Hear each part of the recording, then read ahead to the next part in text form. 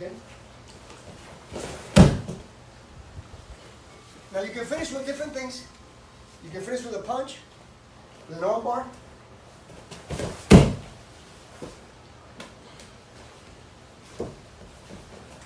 I don't like that one too much because he can get away. I usually like, when I take out, I like to be on stop. I like to control. I like to control. You gonna behave? Yes, sir. Okay, good job. And that is my version of the Muay Thai clinch.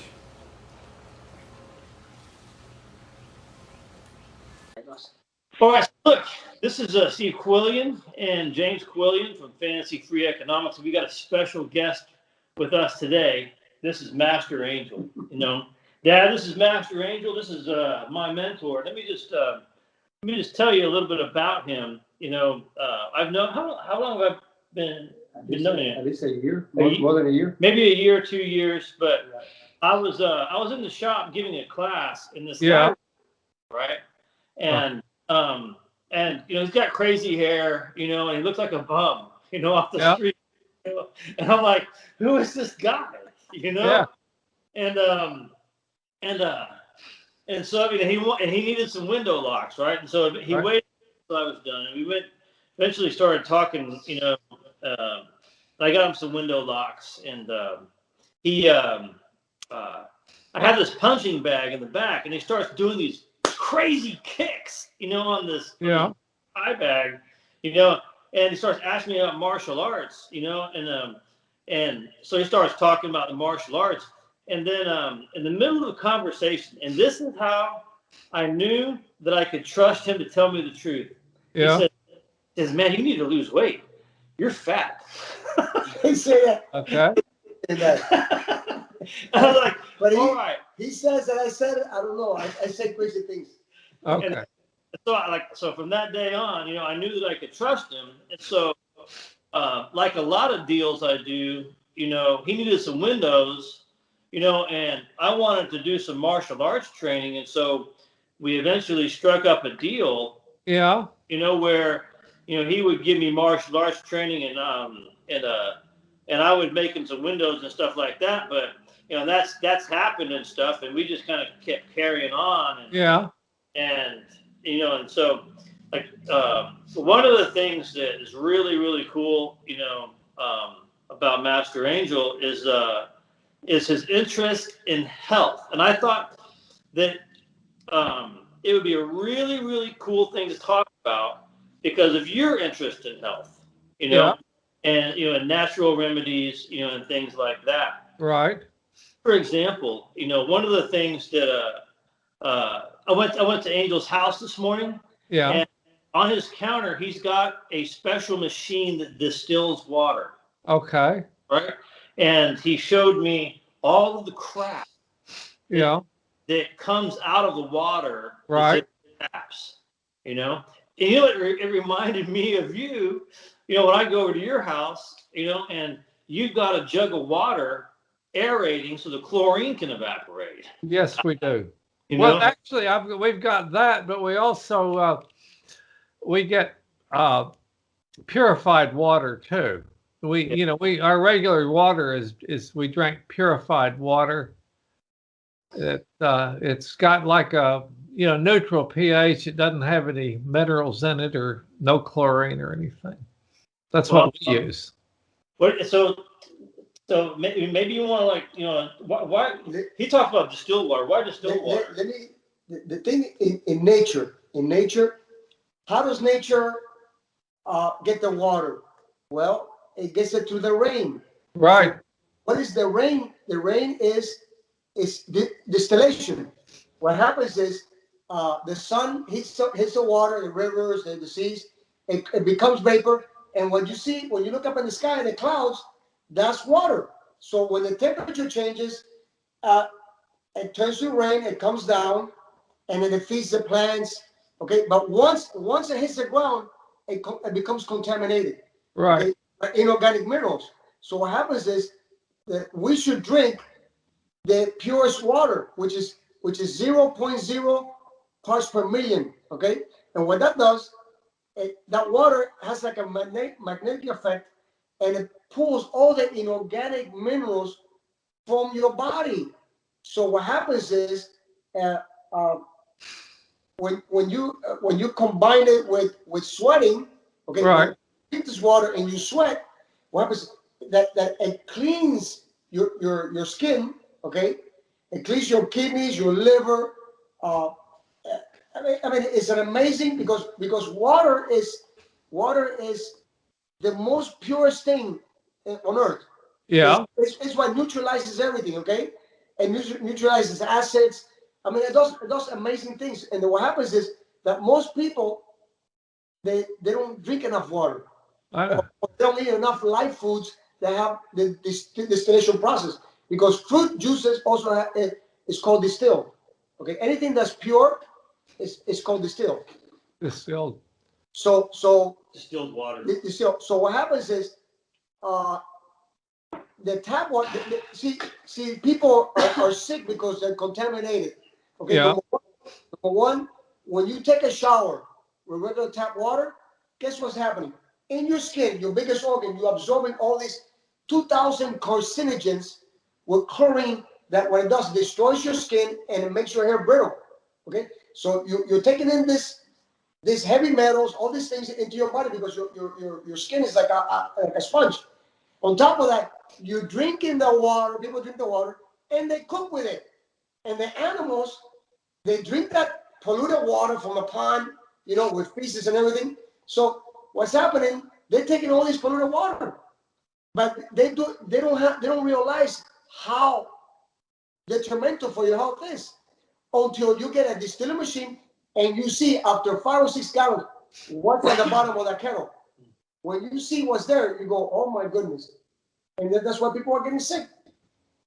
That's one of the reasons why they're getting sick. Okay. Yeah. Yeah, one of the reasons. One of the reasons that's just one.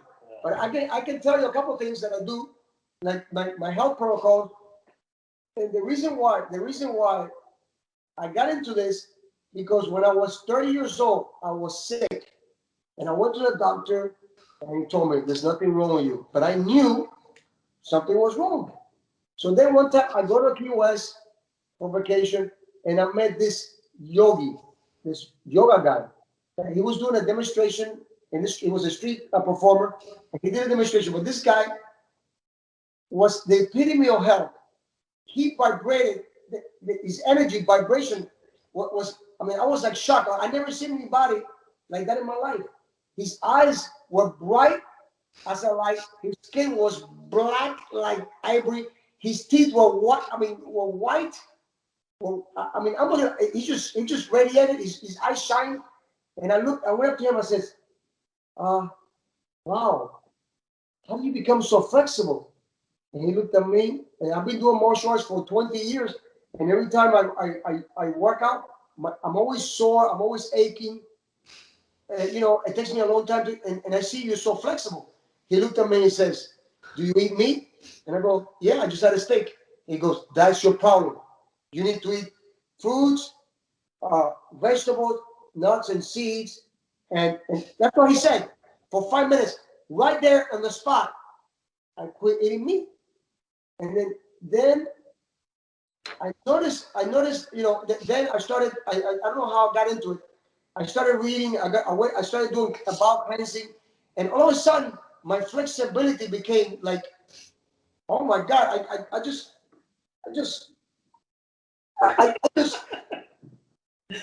I couldn't believe it. I go, wow, the diet has to do, see, the flexibility has to do with acid alkalinity. If your diet is acidic, you create inflammation in your body, in your joints. That's why people have arthritis and they're so stiff, right? So that acidity. So when you drink, for example, water, even though water is slightly acidic, it has an alkaline effect on you. Okay. Now your cells, to get hydrated, it takes about 30 days of drinking a gallon of water a day to get those cells hydrated. Okay. Or combination of water with fruits. Okay. Now the fruit that I love, and it's a magical fruit, is the apple. they call an apple a day keeps your doctors away, right? Well, Right. what I do is I do applesauce. Okay, I get 4 or 5 apples. I take the core and I put them in my food processor, and I make a mush, a real fine mush with the peel and everything. Okay, and I eat that. That's my morning breakfast. I do that every day, and I feel like energy. But not only that, my joints. They used to. There for a while, I was eating a lot of cooked food, so my hands were like aching a little bit, a little stiff. I noticed that when I started eating apple, my my my pain went away. I'm going, oh, so I put 2 and 2 together. These are experiments, that I do on myself. I'm like a guinea pig, and I'm going like, man, why applesauce? Why? Because when you chew an apple, okay, it's very good to chew because it creates the acids for digestion, but you can never chew as much as a food processor because it breaks it down into such fine things, but you still getting the benefits of the pulp. You're eating the pulp, okay? So when you do that, that is one of my rituals that I do every day. What I do every day, some of my health protocols, I get up in the morning, I drink 40 ounces of water. I could put a lemon if I want or not. I go in my sauna and I sweat for 30 minutes, okay? Sweat, sweat, sweat, sweat, sweat. What happens is it cleans my pores and it keeps my lymphatic system clean. See, once you have your lymphatic system clean, you never get sick. You don't have to worry about viruses, about colds, about nothing because big C, the big C, you don't have to worry about because tumors and all that stuff because your lymphatic system is clean and it drains all that garbage out of your body. So, there's 3 ways you drain that stuff is through your skin, through your kidneys, okay? And when you go to the bathroom, So all those three avenues is how your body stays clean, okay? Your lymphatic system is the key. The key Yeah. is clean lymphatic system. But the biggest organ is your skin. And it takes 3 to 6 months to clean your skin, okay? When you clean your skin, you're going to have radiant skin. You're going to have, your hair's going to shine when you don't use chlorine water, okay? People, they're going to look at you and go, they don't know what to expect. They don't know because real beauty is when your skin radiates. Huh? Yeah. And to do that, you have to clean your skin. But have you ever heard anybody talk like this before? Well, I haven't heard anybody talk exactly like that, but I'm interested in these things. So I've read a lot about it, and I've read a lot about, people, from people that manage their pH, keep their pH down. But what I really like about this is it's right with our theme that the average person really doesn't need experts half as much as he thinks he does. Because say we have Angel here explaining how he stays healthy, explaining, and obviously you look at the guy, he's in really good shape. So you have to pay attention to what he says. People don't do things that don't work over and over and over for years and years and years. Albert Einstein said it best, that if you do, insanity is doing the same thing over and over and over and getting a negative result and continuing to do it. I mean, so this is right in line with our thinking, and the fact that it's amazing what it does, what good it does in any area of life to overcome sometimes just a very, very minor misunderstanding. Now, how much difference is there between distilled water and tap water? Well, you can't tell by looking at it, so it's not a huge difference. I mean, the impurities don't take up a whole lot of space, but you take them out, and like Angel said, it makes a huge difference. Oh yeah. So There's 9 kinds of waters. There's 9 kinds of water. There's river water, ocean water, rainwater, you name it, tap water, well water. There's 9 kinds of waters, okay? But the only one fit to drink Is it now? If you ask a doctor or somebody, they'll tell you, no, no, no, don't drink it because it takes your minerals away from your body. Yes, they do take your minerals away from the body, but see, there's a difference between organic and inorganic minerals. The organic minerals cannot be taken away. It's the inorganic, it's the garbage, and that's why people have blood pressure or hardening of the arteries. Because if you see a pipe, if you go to a plumber, and when they take the old pipes, you see all the cutting type pipes. That's what happens to our body because our body's full of pipes. Yeah. So, well, why wouldn't the doctor want you to know about drinking distilled water? Why would he want to keep? Why would he tell you that tap water is okay? Well, because your dad he's an economic expert. Yeah. And it's bad economics if you heal people. See, there's no money in healing. So There you go. That's true. Yeah. and let me tell you something. If you want to have good economics in your life, the most important thing is your health. So I teach self-defense, martial arts, but I'm gonna start teaching health defense. Okay. Health defense. Yeah. And learn to defend yourself through your health, because no matter how much money you have, no matter how successful you are, if you don't have energy, if you don't have flexibility, especially as you get older, and you're 50, 60, 70. Look, people my age, 65, in my professions, you see them. They have knee replacement, hip replacement. They can do nothing. They have to retire. Yeah. I feel like if I will do a demonstration, a physical, you will. I mean, I feel like a young kid. My flexibility, my agility, is crazy, and I don't feel my age. I said, I'm 65, but I feel like I feel young. Yeah.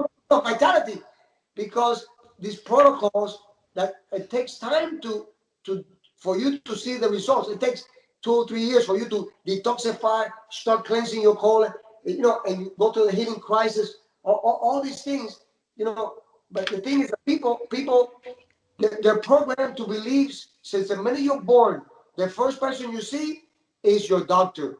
Your doctor It's the first person you see. Okay. And then people have such a high respect, and the doctor, I can't stand the way they treat the patients. They make them wait. They don't respect people's time because why? Because they once you go in there, you're in the system. Okay, they're not gonna tell you, hey, drink this or eat this or do this or they're not gonna do that because they themselves don't know. They're in bad shape. If you see most doctors, look, I teach a lot of doctors. Don't get me wrong, we need doctors. We need doctors for certain things, but not for you to take care of your body. Your body, you have to know how to take care of your body because your body's like an engine. And if you don't take care of your engine, it's gonna break down. If you don't take care of your body's gonna break down. You there's something that you alluded to a little bit earlier. That's something that I use all the time about the. You didn't put it exactly like this, but you can't really charge anybody a whole lot of money to solve a simple problem, right? So let's suppose you could get completely well by doing the things that you're doing, and distilled water's cheap. It's not as cheap as tap water, but it's really cheap. Now, how much money could anybody make telling somebody to drink distilled water, right? So, I deal with this in economics all the time, that, there's lots and lots of simple solutions that, we don't need those. Heck, we need to stand up here and sound important, and we need to talk about things that nobody else understands so they don't have anybody else to ask questions to. Right. And I see the parallel, here between, Angel talk. I can't remember exactly what you said, but you said something about there's no profit. And using a simple solution, that's about what it came down to, and I remember that. But there's something else I want to ask you. Do you recommend any supplements? I'm a vitamin C guy myself, and I take something called bentonite clay for an antitoxin. Yeah, bentonite clay is okay. I've taken it before, but the thing about vitamins is that they're inorganic. So what happens is the body rejects it. So you're wasting money, okay? Because the best vitamins is best vitamin C. You get an orange, okay? You peel it, and you see that white part of the orange. Yeah. That's what the nutrition. That's what bioflavonoids are at. That's what the nutrition is at on that white meaty part.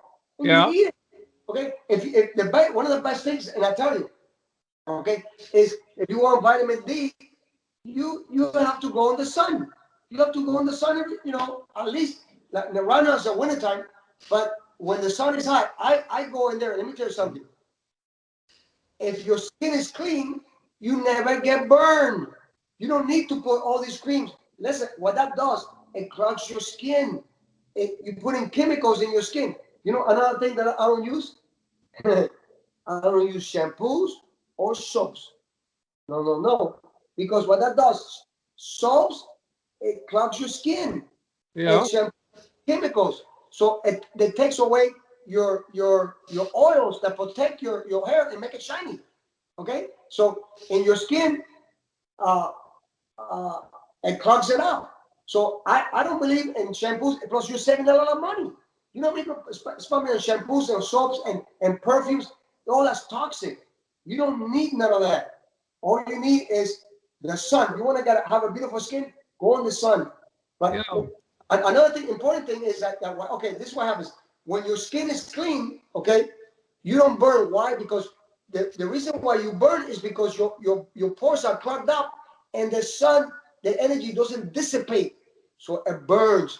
But when your pores are clean, the solar energy goes in and it dissipates, and you're absorbing the more, and you don't get burned.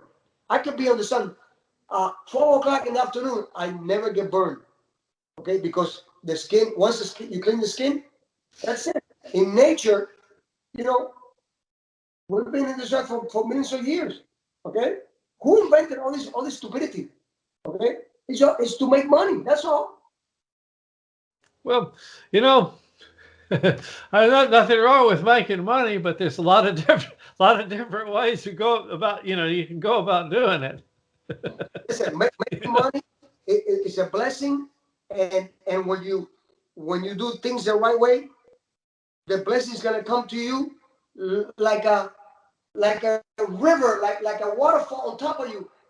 You cannot stop money, success coming to you when you do things the right way. Now, when you're an honest person, when you do your best at your work, when you show love, when you certain things that you do, that it's unstoppable. Okay, and as long as you don't make the money the wrong way, stealing and doing things that are improper, it's okay to have money, because all money is a tool. Okay, That's right. it's just a tool. That's all it is. Angel, you just said something else that we talk about quite a bit. I mean, it didn't say it in our words, but you've heard this philosophy that the end justifies the means. Yeah, I've heard that. You've heard that people say that, we're going to, we need to kill all these people because we need to do that, in order for this good thing to happen. I mean, so, you have this good thing in mind, so you can do all kinds of corrupt things to bring this good thing around. But I determined a long time ago that it is actually the means, the way that you go about doing something, that determines what the end is. So you can have this wonderful idea in mind about how things are going to be. But if you have this immoral means or this immoral system of getting there, you're never going to get there. But You're never going to get there. But if you start out just doing the right thing, you'll get to where you want to go without even thinking about it. Mr. James, what the problem is that our true a true. We have knowledge embedded into our DNA.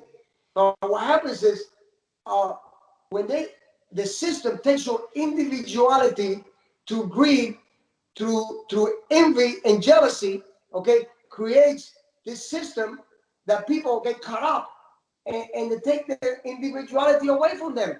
And once you do that, then you're not your true self, and then all these programs that they tell you about this is all based on falseness. That's why people are suffering and they're afraid and all this stuff, because the true knowledge, okay, is not given unless you have enlightenment, unless you have a good teacher, good parents. But the problem is, when you go into a system of to keep the true knowledge of how to develop happiness and success and money and all that stuff, nobody wants, the people who know it, they're not going to show it to you, okay? Unless you're worthy, unless you do something, you attract, So what happens? The problem is not opportunity in this world. The problem is that what's being said in the media. The problem is the right information and the right attitude in life you gotta have to apply that information. And if you do that, guess what? You're gonna be blessed. You're gonna have blessings. You're gonna have everything go your way. Now, doesn't mean you're not gonna suffer in life, because life you have your joys, you have your disappointments, you have all kinds of things, but it'll make your life a lot easier. Couldn't agree more. Hmm?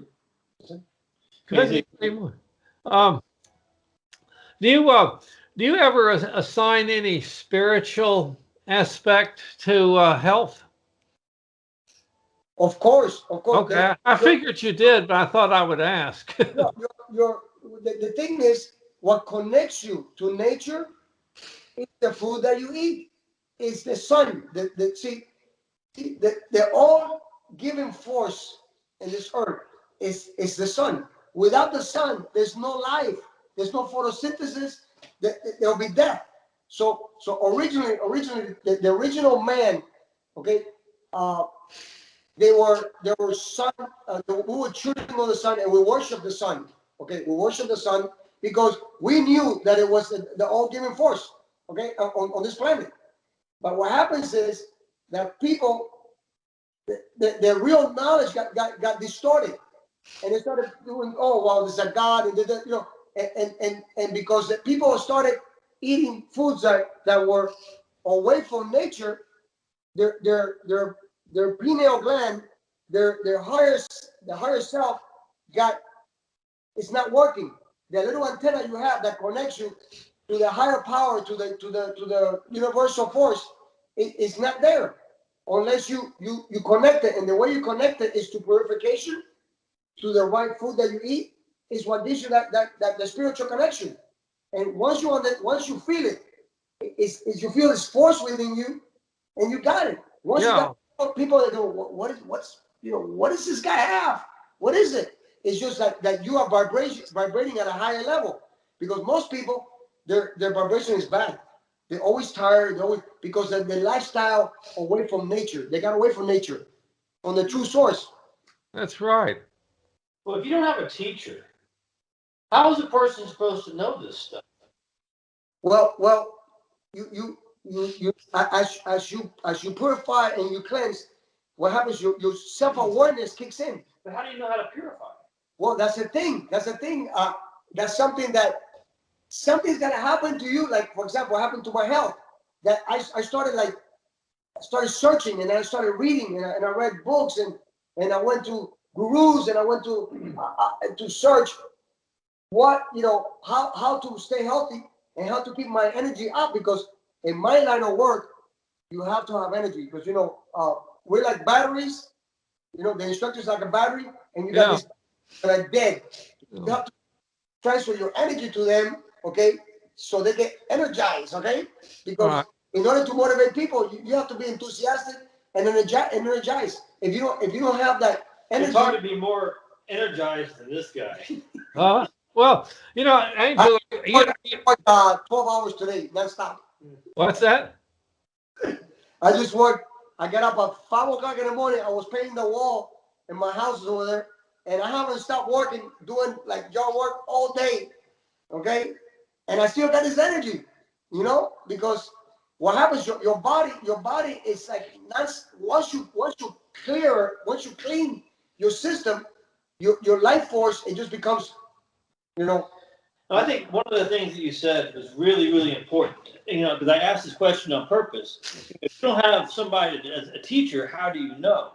You know, and I think part of that is because inside of you, inside of all people, there is a desire to know more. There's an understanding that there is more, and when people stop for long enough, okay, to listen, to hear their own mind, not the mind of other people that you see through other devices or education or newspapers and that kind of stuff. But when you stop for long enough, you know, you will hear the voice that will tell you what's wrong with you and the changes that you have to make.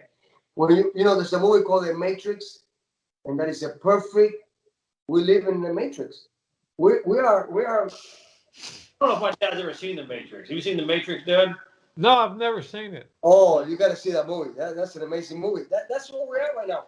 I mean, we're in a world that's all computers and all this. You know, the way we're going, the direction we're going. It's a sad thing, and I see it on the kids because I teach kids. You know, they're totally disconnected from the truth, and that's why people are suffering. People are suffering because they're not being their true self. They're not. You gotta have your identity, your true identity. You gotta have a spiritual life, and you have to have a purpose in life while you're here in this earth. You know, because if you don't, then you're not gonna get up in the morning excited about doing the same thing every day. It's gotta be something beyond, because we're only here at a short time on this earth, and then once we're gone, we're gone. That's true. So we have to live beyond just a mundane. I live, at least I live my life. I live the spiritual life, and my goal is to make people realize their identity, to make them realize they're special, to make them realize that, hey, you know, they have a special purpose in life that they have to find out on their way. You know, nobody knows. I know what my thing is, but you in life, the kids, they have to find out what they're good at, and then pursue what they love. Okay, in order to make an impact. Because if you do something you hate, that's what happens every day. People go to work and they hate their life. You know, one of the things that my dad's really good at is playing the harmonica. You know? Yeah, he plays the harmonica better than anybody you've ever heard. You know? Does he play the blues? Oh, does he play the blues? Do you have your harmonica nearby, Dad? This one?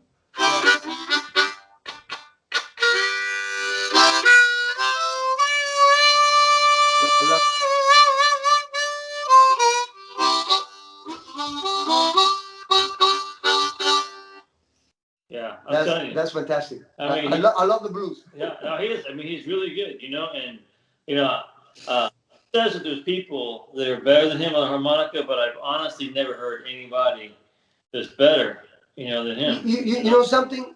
I'll send you some links. The thing is, you know, some people, you know, they say, you know,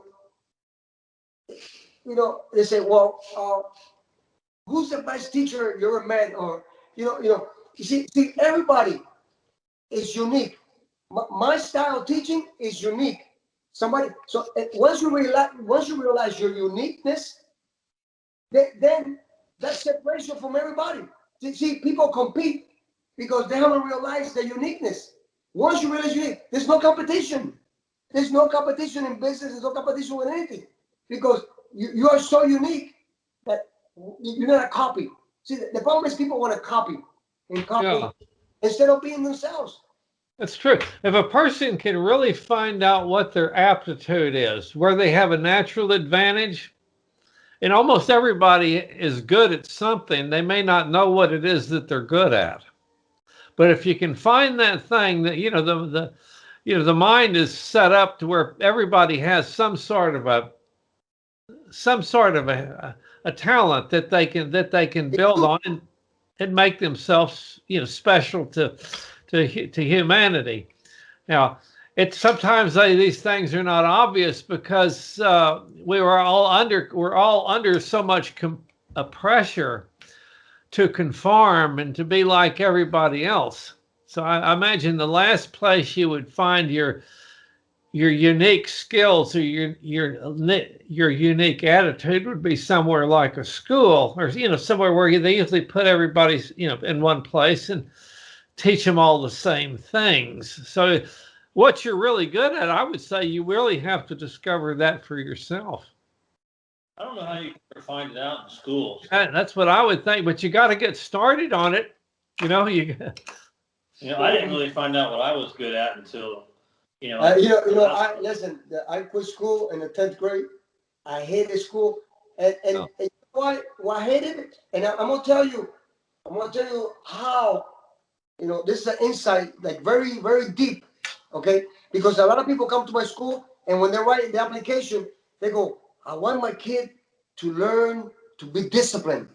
I want my kid to learn responsibility." Yeah. And so I tell them this, and it blows their minds. When I said, look, I see you writing the application here that you want your son to be disciplined, and I know discipline is very important part, that you must have discipline in order to succeed in life. But I'm gonna tell you something you might not like. I cannot teach a kid discipline.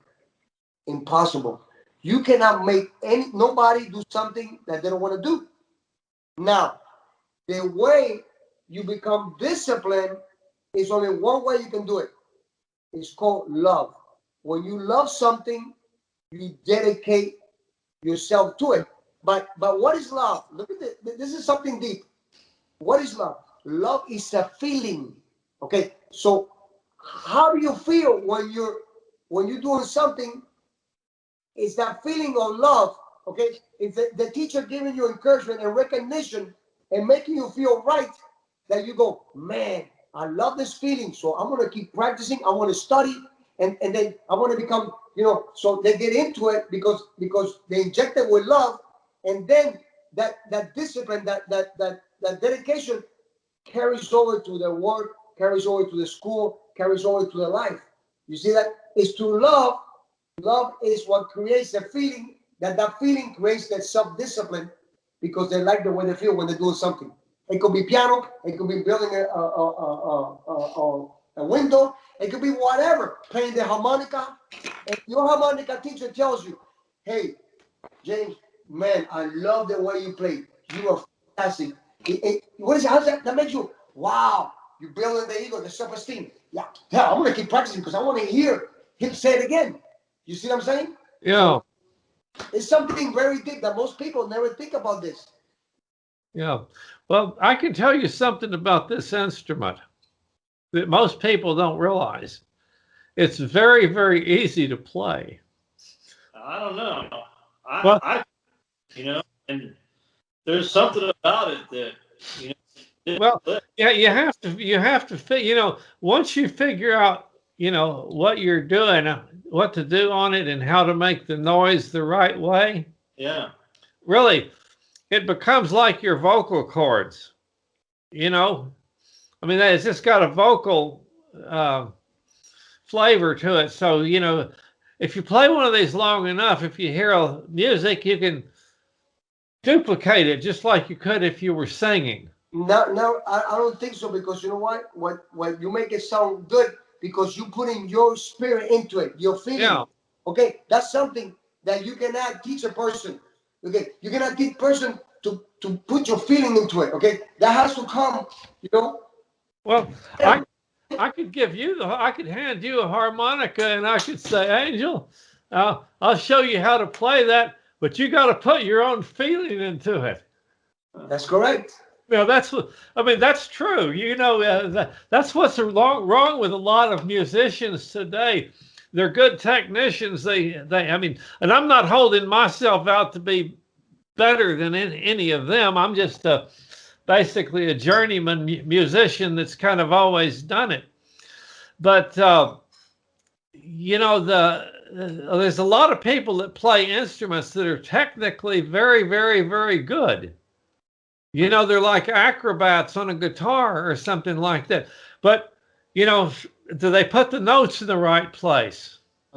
You know, like Angel said, do they play with the right feeling? You know, that's actually more important as far as I'm concerned than playing the actual notes in or a bunch of complicated musical passages. You have to realize that people are actually going to listen to them. You know, it's not going to be how good you are that determines how well they like the music. It's going to be how it sounds and how you come across to them.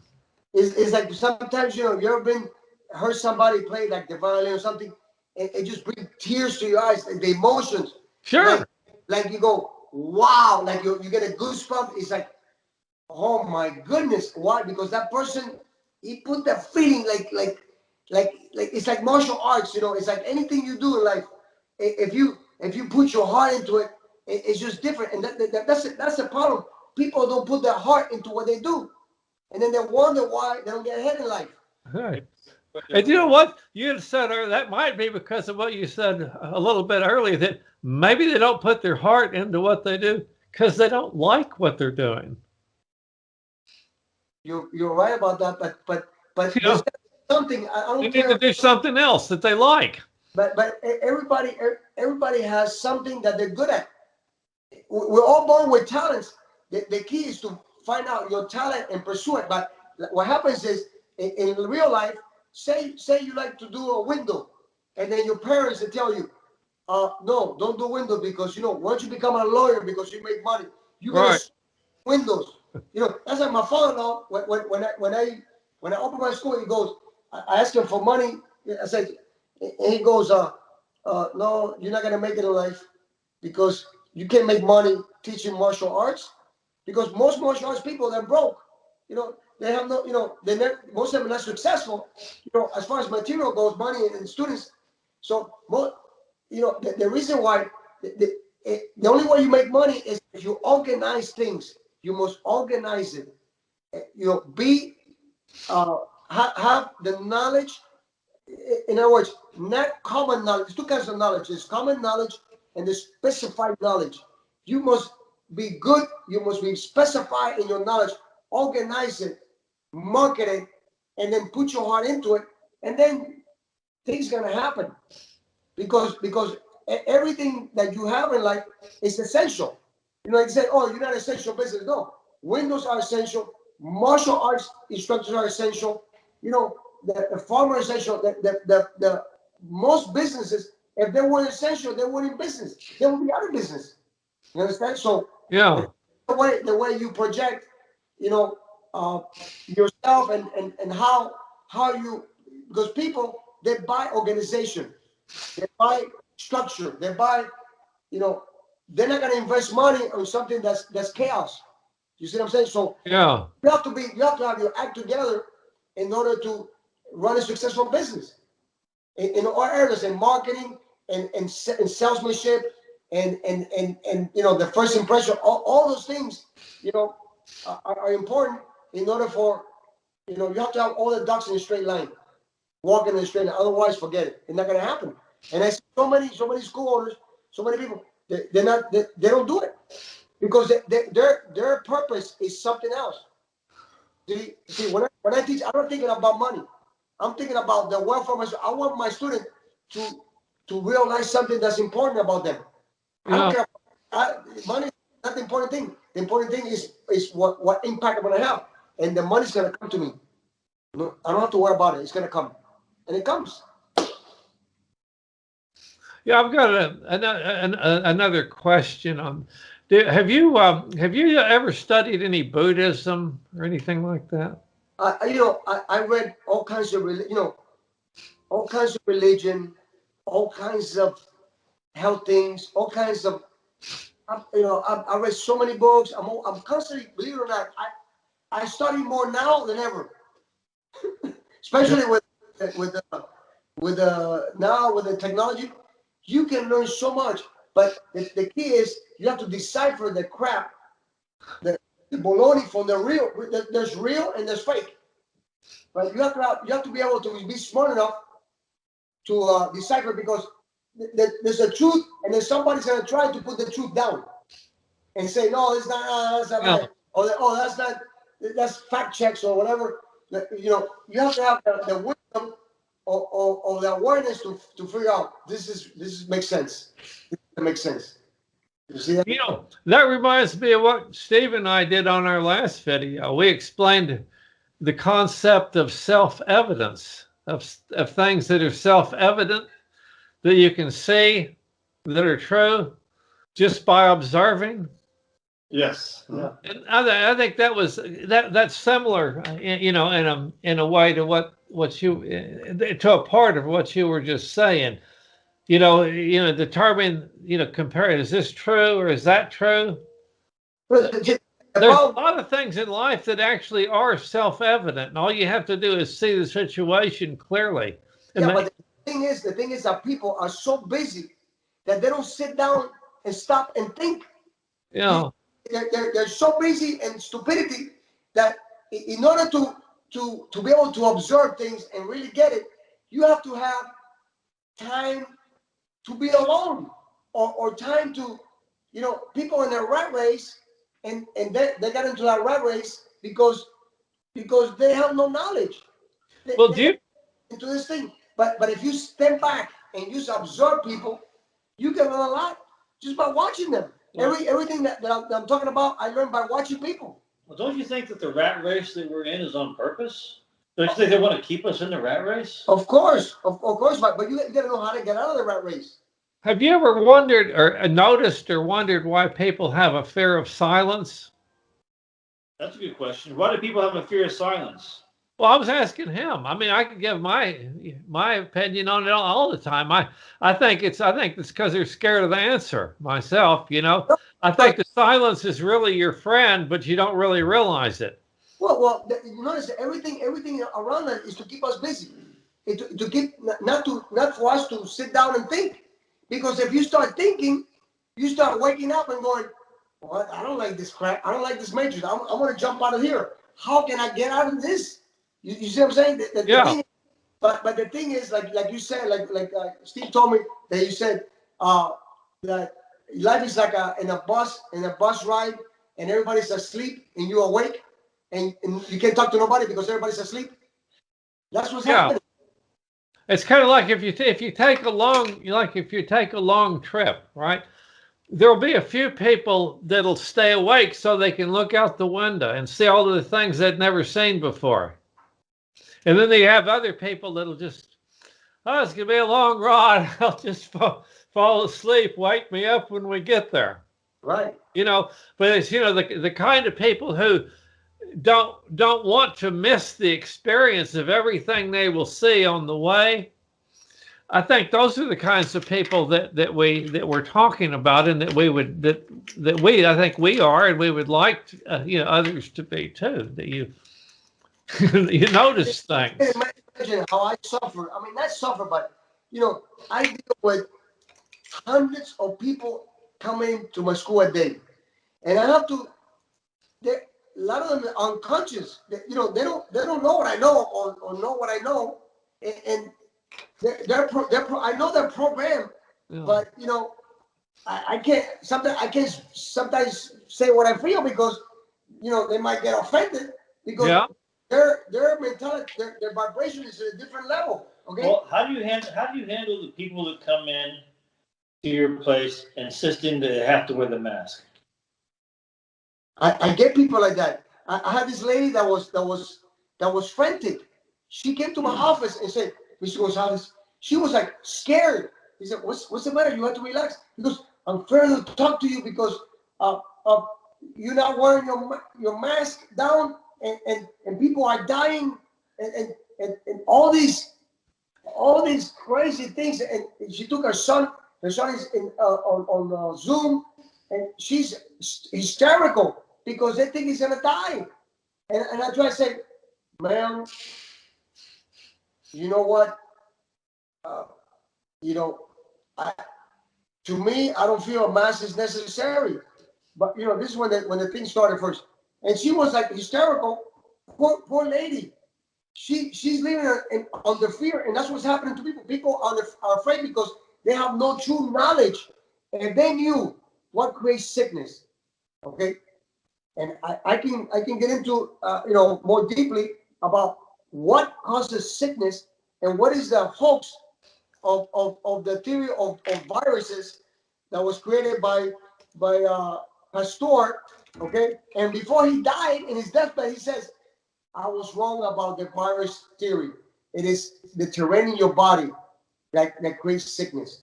But if people understand that, there will be no fear. Why people fear things? Because of the unknown. They don't know. Okay? If you know how to fight, you're not going to be afraid of a person if he comes up to you, right? You use your energy and your confidence. People are gonna say, I want to be your friend, because you have the confidence. But see, the problem is the knowledge. The knowledge that's there, it's created to contradict your true knowledge that's inside you. It confused. People are confused. I see a lot of confusion. I see a lot of tension, like a cutter with a knife. It is because I'm hoping when humanity gonna wake up to this stupidity. Well, I went to go get this water today. It's got the Walmart label in there. Yeah. I was the only Walmart without a mask. And when you're the only person without a mask, people will look at you. You know what? The mask should. What went the wrong way? The mask should take your identity. Is to keep you distance away. Keep away. No. Humans need touch, to be hugged, to be. This thing, when it creates, we're going to create robots. Yeah. Robotic, that they're not thinking. That's the main goal here. You know why? So that they can then in turn mine those people for their values. So they can control you. So they can, completely total control, and they're gonna put a chip on your brain, and you're gonna be a robot. There's not gonna be no free thinking. There's not gonna be no creation, because robots don't create. Okay, it's spirits, free spirits. It's people that are free spirits that are away from the box, that are the creativity, that create art, that create beautiful things, that create good vibrations. Yeah. I just thought of something else that we need to think about or talk about. What's that? I think Angel should talk about what he actually, like his martial arts school. Yeah. Explain, exactly what he does and what people, what kind of people study martial arts. And I think we at least mention it, where it is, and how he functions as a teacher. My I mean, isn't that what you said that you do, is teach martial arts? No, my school is in Kendall, Miami, and martial arts, anybody can teach martial arts. Martial arts teachers are a damn a dozen. Anybody can teach you how to kick, how to punch. That's easy. What the most important thing is? Make that student understand the individuality. Make him feel worthy. See, once a person is worthy of himself, then true success and happiness can enter. See, you cannot be happy unless you feel worthy, unless you feel you deserve the success. See, a lot of people get monetary success. A lot of football players, they become successful money, and then what happens? That money destroys them. Why? Because deep down inside, they have inferiority complex, and they don't feel worthy. Okay, you must feel worthy in order to find happiness, and that's my goal. The reason why I'm successful and I have so many. I mean, my school is like packed full of people, because I tell people this.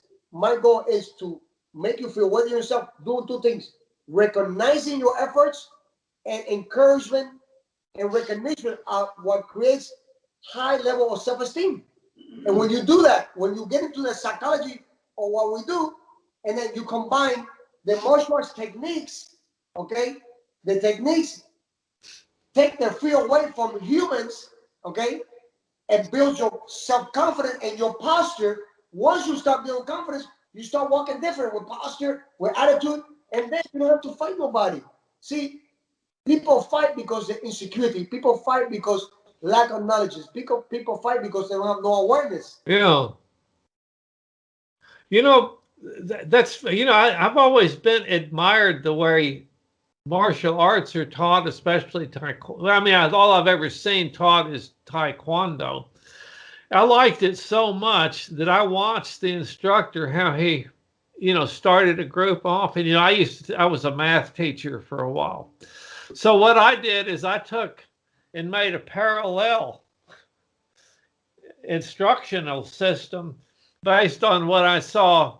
Like I ran the kids through math drills the same way, in a very similar way that I'd seen martial arts teachers, run their students through drills.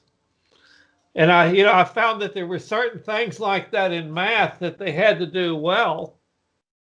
And they had to build on these things. And if they skipped any of these things, that they would never learn what they needed to learn.